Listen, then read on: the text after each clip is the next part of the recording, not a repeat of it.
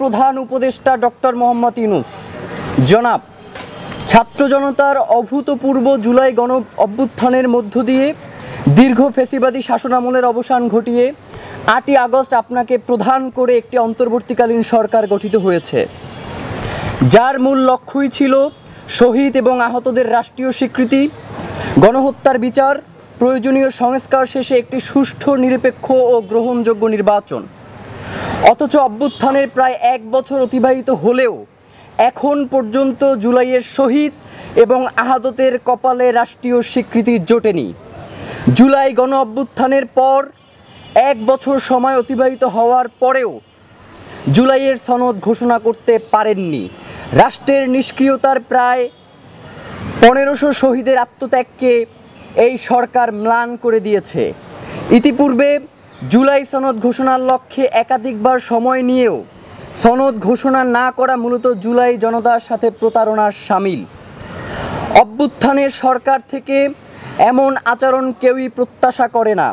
আমরা বাংলাদেশের জনগণ রাষ্ট্রের এমন উদাসীন ও কাণ্ডজ্ঞানহীন কার্যকলাপে অত্যন্ত আশাহত হয়েছি। অতএব চলতি জুলাই মাসের মধ্যেই রাষ্ট্রের তরফে জুলাই সনদ ঘোষণা না হলে আগামী ৩রা আগস্ট চূড়ান্ত মুক্তির ডাক হিসেবে সচিবালয় অভিমুখে কফিন মার্চ ঘোষণা করছি। যেহেতু জনতার রক্তের দায় নিয়ে গঠিত সরকার জনতার জন্য বিন্দুমাত্র ভূমিকা রাখতে পারছে না, সেহেতু উক্ত কফিন মার্চে আপনি সহ প্রত্যেক উপদেষ্টার জন্য একটি করে কফিন বরাদ্দ থাকবে, যেই কফিন বহন করবেন জুলাই শহীদদের বাবা মায়েরা। আমরা গভীরভাবে প্রত্যাশা করি আপনারা সেই কফিনে চড়বার আগেই জুলাই সনদ ঘোষণা করে হাজারো শহীদের রক্তের ঋণ মেটাবেন। ছাত্র জনতা ও জুলাই যোদ্ধাদের পক্ষে ইনকিলাব মঞ্চ। ইনশাল্লাহ আপনাদের সাথে দেখা হবে কফিন মার্চে। এইটার গ্যারান্টি দুইটা। আজ পর্যন্ত বাংলাদেশে ইনকিলাব মঞ্চ যতগুলো প্রোগ্রাম করেছে, আপনারা তো মিডিয়ার সাথে ছিলেন, 100-এর উপরে স্ট্রিট প্রোগ্রাম করেছি।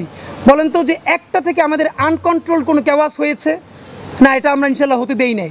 আমরা যতবার রাস্তায় নামি আমরা পর্যাপ্ত প্রিপারেশন নিয়ে আমাদের ভলান্টিয়ার্স রেখে, ইভেন দেখবেন আমাদের প্ল্যাকার্ডের বাইরে একটা প্ল্যাকার্ড পর্যন্ত কেউ বহন করতে পারে না, আমাদের স্লোগানের বাইরে একটা স্লোগান আমরা কাউকে ধরতে দেই না। আমরা যতজন রাস্তায় থাকি এর চেয়ে বাইরে আমাদের আরও নিজেরা লোক বেশি থাকি। সুতরাং আমাদের প্রোগ্রামের মধ্যে ছাত্রলীগ ঢুকলে তারে পুলিশের হাতে ধরাই দেওয়া এটা আমাদেরই দায়িত্ব, এবং ইতিমধ্যে আমরা এটা এভাবে সরকারকে প্রত্যেকবার হেল্প করেছি।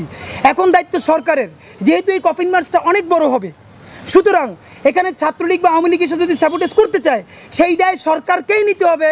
কারণ সরকার যদি জুলাই সনদ ঘোষণা করে দেয় তাহলে তারও কফিনে ঢোকা লাগে না, আমারও আর কফিন নিয়ে যাওয়া লাগে না।